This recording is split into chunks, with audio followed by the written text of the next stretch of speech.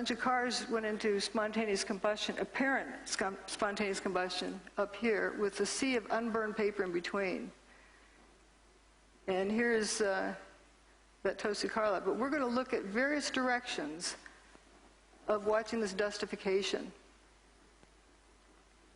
There's a cluster of core columns that remains here. Watch what happens to them.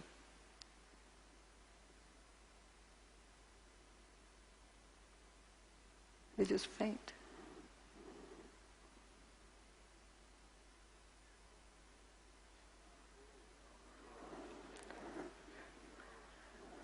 I believe that's the upper part of where those firefighters survived in Stairwell B.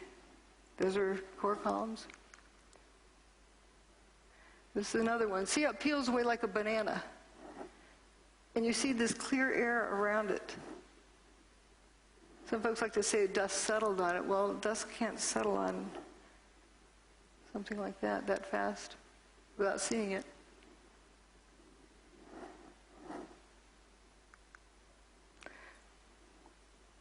And there's from across the river, you can see those two. And then there's a sequence from the northern view. And, you know, my detractors like to say, oh, it fell over. And because the dust was so fine, it hung in the air.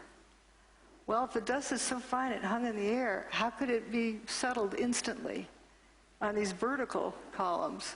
We saw it was peeled away like a banana.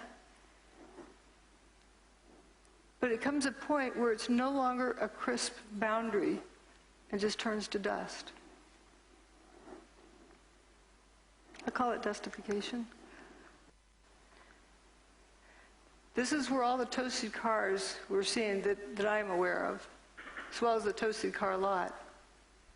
And the ones we were looking at were down here.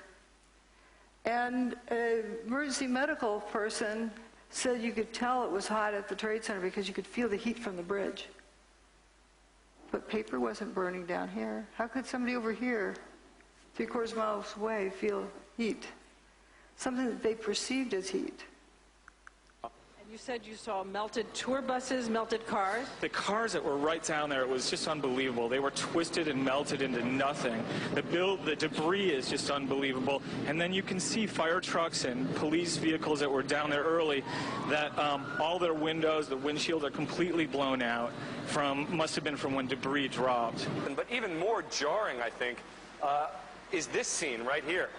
Look at these two cars placed on top of one another. I think when you think about the impact that these planes must have had, it's hard to visualize. I don't know what to say. Because everything melted. But here, at least you have some remnants. You have literally an engine that is melded together with other parts of the car. Moving over, you've got another car they moved here. It looks like it's been through a war. You can see the papers, all the burned out papers from the building. You see the soot and the dirt, and it just shows you how devastating this blast was. Look across the street there. You've got a Con Ed truck that, you know, some of the Con Ed people now looking at, examining, trying to figure out which truck that actually was. But that truck, too, in terrible shape. So while many of the items, the steel, was literally melted. People who have been right down next to the base of what was the trade towers say there's virtually nothing. Yes, we'll stop here on this toasted bus picture and realize there's no burnt marks, no scorch marks on the toasted bus. But yeah, these poor reporters, they're doing the best they can. Remember, the evidence is the truth that a theory must mimic, if a theory is correct. And nice bushy trees didn't melt, or didn't burn, neither did the paper in the street. But what happened to these vehicles? What happened to his engine? Evidence of levitation. So power came down, I was across the street, and I picked up the camera just out of habit. And something in the back of my mind said, run, run, run. And never in 20 years of shooting in New York have I run from an assignment. But something in the back of my head just said, run. And as I hit the corner of Liberty Street, It was almost being picked up by a tornado, almost being picked up like a wave. It was like being picked up. Like that black cloud. That black cloud had substance. It was like night, but it had a solid feel to it. It was like gravel, hot gravel, and just picked me up and tossed me about a block. At one second I was running, and the next second I was airborne. And I lost my glasses, I lost my cell phone, I lost my pager, but managed to hold on to both cameras. But it threw you for a block? I was back down at Ground Zero last week and walked the area where I have a pretty good recollection of where I was and where I wound up, and it was just under a city block.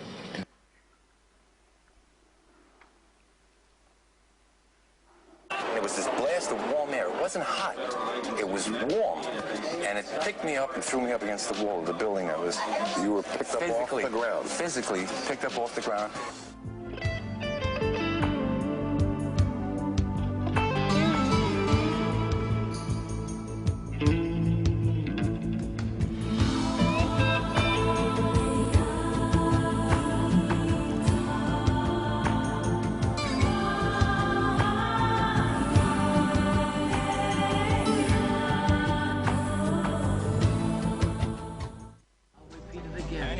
The CIA did not charge bin Laden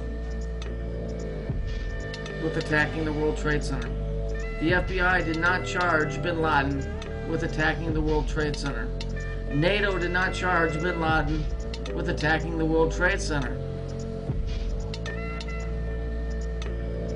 It is what it is. What it really is, it's just a code to move on to the next phase. See, because this boogeyman is gone, we don't need him anymore. Now we're gonna move on to something else. Because see, Al-Qaeda said, whoa, we might nuke a city if you kill, you know, our main man, which never existed. So because you killed Osama bin Laden, well, now we're gonna have to hit you. So now we've already set the stage for the next thing to happen. You know, go back and look at World War II. They always refer to it as the Pacific Theater and the European Theater. Do you know why? Because it's all a play. It's staged.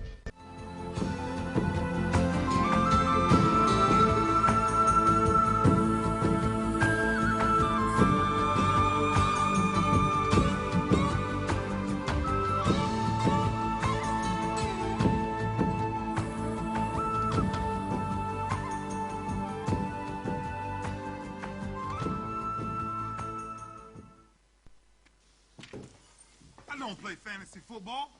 I play for real football. It takes a lot of hard work, a pinch of luck, body muscles, some salt, and this, Old Spice, Swagger Body Wash. It's like a fantasy, only it's real. Ha!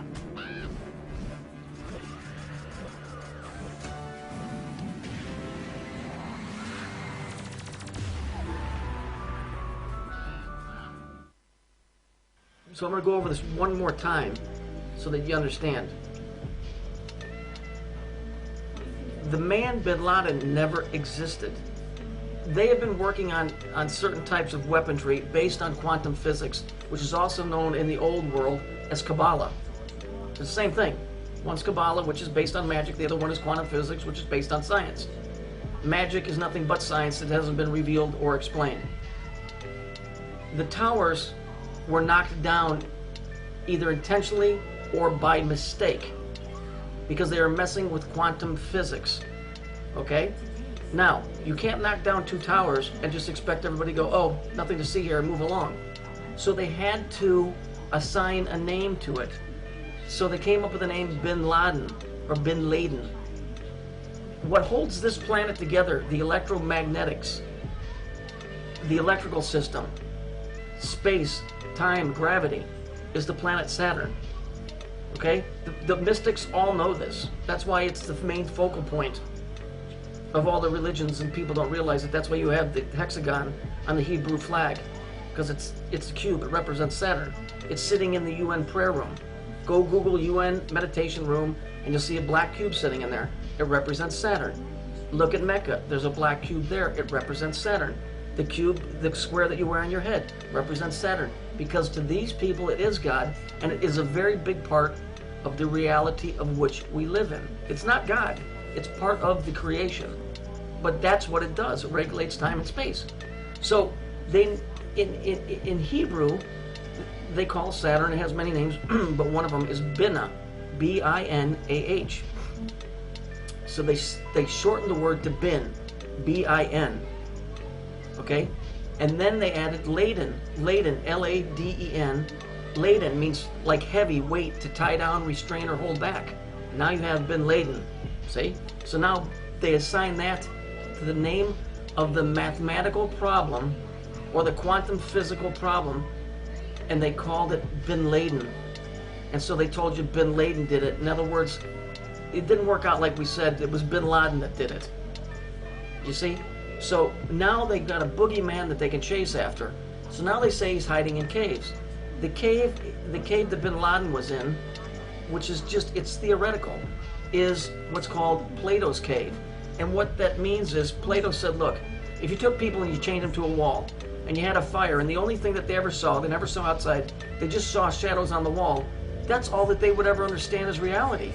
They would never know that if they looked over this way, that they would see the true reality of what's outside of that cave.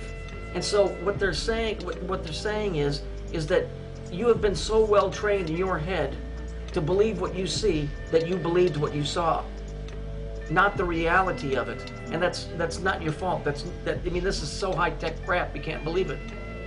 And so the commercial I did with the Raven, okay, the Raven has always been known as the messenger of Saturn. That's why Edgar Allan Poe and the Raven, nevermore, it represents Saturn, it represents death. Okay, so the Grim Reaper, which also represents Saturn, why does it carry a sickle? Because people say, well, it means death. No, it doesn't. It means sickle because it's a cyclical, spelled with a C, meaning cycles. Goes round and round. Life, death, beginning, end, start, finish. Okay? The book in the Bible, Ecclesiastes, a time to laugh, a time to cry, a time to live, a time to die. It's all based on the planet Saturn and its phases. Okay? So these guys are messing around with quantum physics, and they're screwing everything up in the world. And so that commercial, where it showed the Raven with the football player on it, flying to Saturn and blowing it up, is because they're trying to stop time. Now, why are they trying to stop time?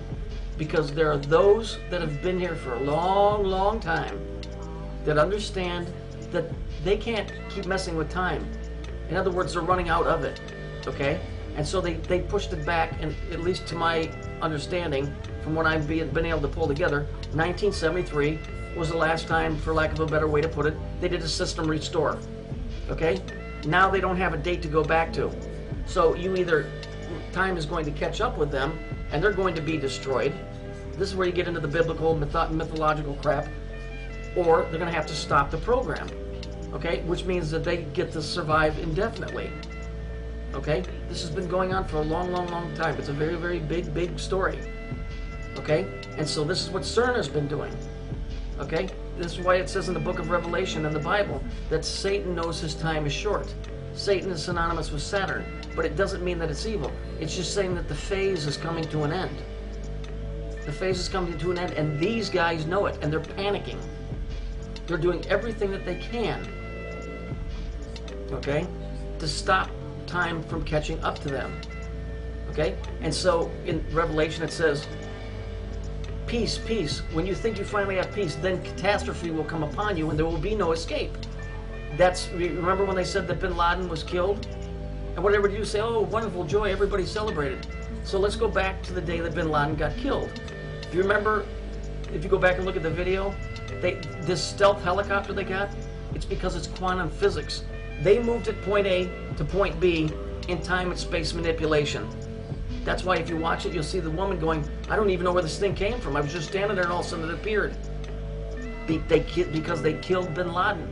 They beat the time and space mathematical problem.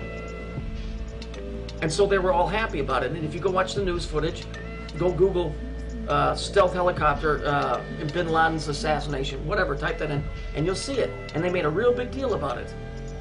So this is what this is. See, this is a war of time and space. And that's why, I mean, I could go on and on and on, but there's no point in me going on until people understand and catch up to what I'm trying to tell you. And if you can't, it doesn't mean you're stupid. It's just some people ain't gonna get this. I mean, I failed pre-algebra. That shows you how smart I am when it comes to math. But I understand the esoteric of what's going on here.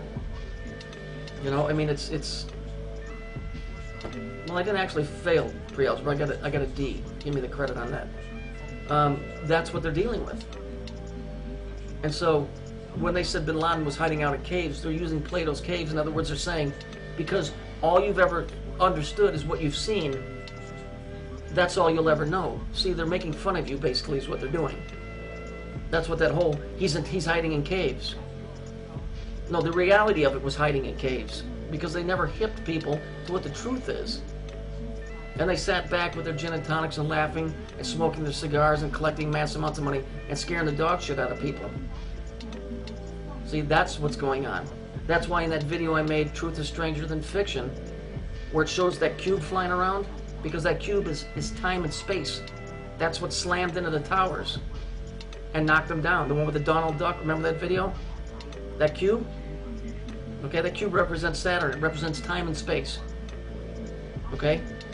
They're scared. They're scared. So, no more videos. We don't have to exchange any more bad words. Some people are going to get this stuff, and some people won't. It's a fact. The ultimate weapon is time and space manipulation. And to put it in a more understandable way, let's say you're going to get in a fist fight with a guy, and you can go back before you get in a fist fight with a guy, and you're standing out of the way before he throws the punch. You can't combat that. Because now you're thinking you're punching him in the face, and you're getting punched in the back of the head. You see? It's the same thing. It's quantum physics, and it's what it is. Explosions and helicopter noise. ABC News has learned that the SEALs who carried out the mission were using a top-secret weapon, the world's first stealth helicopter. Brian Ross is here with that story. And Brian, this is beyond James Bond. It's a helicopter that is almost invisible and almost silent. Very strange one indeed. In fact, I didn't realize, I didn't know what is going on and what is, I wasn't in my senses. What happened? Near, firstly, I laughed. No, sorry, Osama is my neighbor.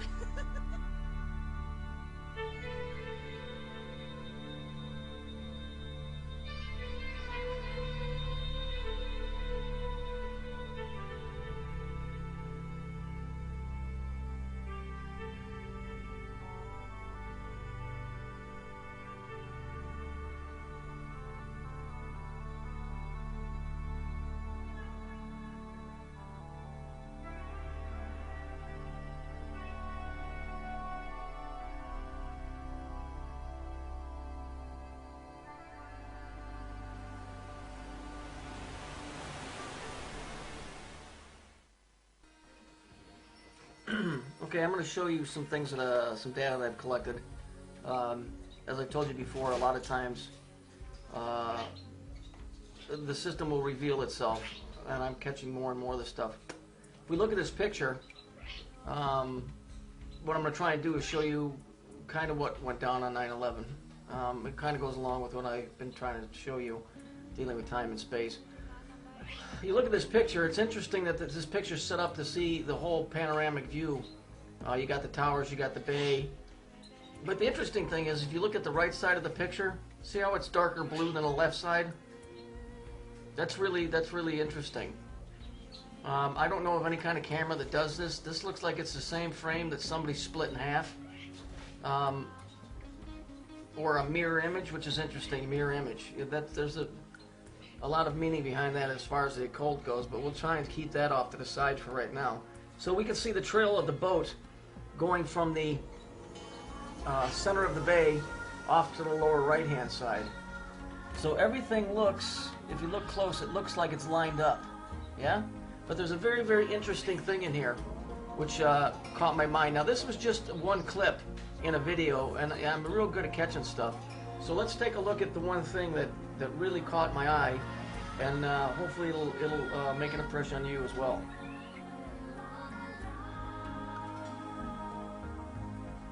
If we cue in on this is the barge I've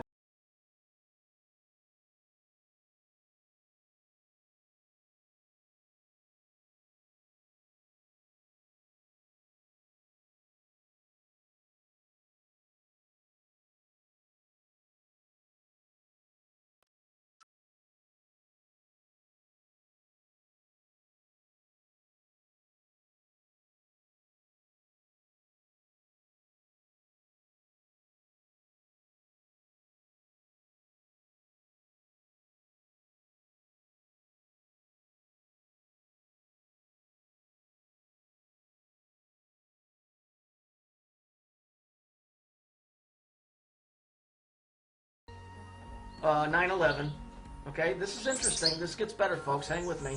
So what is that thing doing there? Why is this thing, even if somebody photoshopped that in there, why would they? Okay, who set up the cameras to look right at the buildings? Okay, all of this goes together.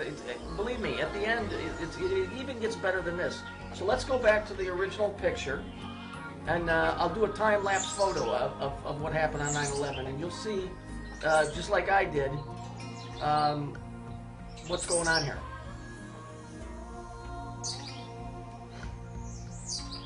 Now I want you to make sure that you keep your eyes on the pyramid. You see it? It's on the dock in front of you, the lower left-hand corner. You see that pyramid? Keep your eyes on it, and I'll do it. I'm going to go ahead and do the time photo lapse here. You'll see the towers. They get hit. They come down. They turns into nighttime, but something very interesting happens. Okay, so let's watch that.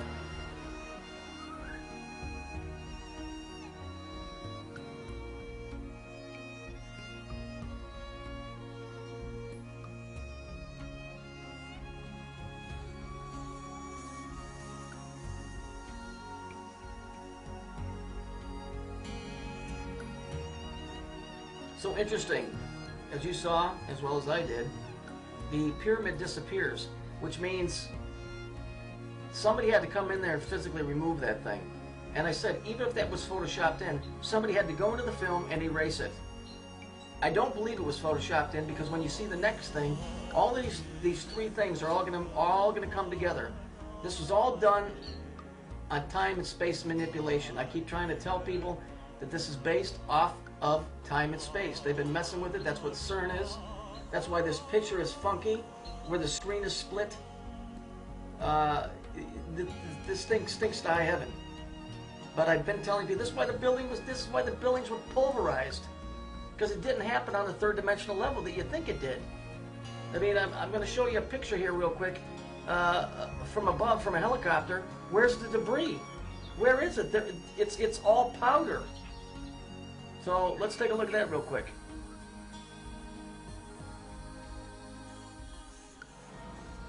Here, this is from an aircraft, probably a helicopter. Look at it. Obviously, this couldn't be in the cleanup stage. Look at how much smoke there is, how much debris is in the air. So this was from the day 1745. This is 5:45 in the afternoon. Okay? Look at it. Where's the stuff at? These are buildings. Huge buildings. Where's the debris? It's pulverized, because this is the same technology they used in the story about the walls of Jericho, where God told them to walk around and blow the horn 7 times. It's because it was done on sound and space and time manipulation. It pulverized the buildings. This stinks to high heaven. Now this is interesting. This is from the same video that whoever made it. If we look, what do we have here? We have an 8-sided object. That's not a Ferris wheel, folks. That's an 8-sided object. An octagon always in the occult represents a stargate or a gate, a passageway. Just like CERN. CERN, if you look at it, and I'll put a picture in, it has 8 sides. Interestingly enough, who's sitting right next to him? Oh, our little buddy, the black cube. So here we have time and space again, with a gate, with a stargate, or with a gateway. I don't like that word stargate because it's too industrial. It's a gate to something. All I know is the third dimensional evidence does not add up to third dimensional destruction. Planes don't disappear. Bodies aren't found. Steel is reduced to nothing. The concrete is completely dust. You know, if you really still think that this was done in a third dimension, well, then you believe everything the government tells you. This was done with very high physics. You see this 10-sided thing here, or 8-sided thing? See the cube? You see how it's facing where the towers were? Okay, I find that interesting that they cued in on the picture from this angle and they show it. What's more interesting is, here's a sea-based HARP unit with the same configuration. So, this cube and this, they're doing something with time. Something is going on with time and space. That's why nobody can figure out how these towers came down. The planes are out of whack, or they're not there, or people didn't see the same thing. all day long. You've been watching Morgan Freeman on the Science Channel talking about time and space. Look at you like this. Saturn is what creates time and space. But the two of those, when they intertwine, are kind of like they create gravity. That's how that works. And it was funny because the one scientist said, well, you know, no time means that would be like 13 telling 11 it doesn't exist. 11 and 13? Are you kidding me? Anyway, all of that comes from Saturn, and you're going to figure that out. Someday you will understand that this entire planet is based off of what comes off of Saturn. It's a fact, period, cut and dry. I spent years. Everything on this planet is linked to that planet. And it ain't because somebody just got a hair up their ass and said, I like Saturn, no, it's because it is what is in charge of this planet. And when people finally get that through their head, good or bad, you'll understand what is the ruling power here. All you got to do is go look at that black cube in the UN meditation room. Now, what is that thing? It really represents a tree of life. And the way it's set up, I can explain it to you later, but it's time and space. And time and space is really only here on Earth. Because once you leave the Earth's atmosphere, now you're in space-time, see? Space-time is not the same as time and space. See? So it's a very interesting thing, and it's very cool. I'm just telling you. Get this shit straight. The sooner that you understand that Saturn is the planet that runs this, that the Washington Monument points straight up at Saturn, when you understand that time and space is what runs this, and it's run by Saturn, when you understand that Capitol Hill in Washington comes from Capitoline Hill from Rome, which is a temple that was built in reverence of Saturn, when you finally understand that all of this stuff, everything in your freaking life, when you see a girl walk by and you look at the belt loops on her pants and you see an X on the back, yeah, it all goes back to Saturn. See, the old saying is what? All roads lead to Rome. No, not quite. They all lead to Saturn. You know why? Because Italy, Google it, its original name was the land of Saturnia. All roads lead to Saturn. That's the truth.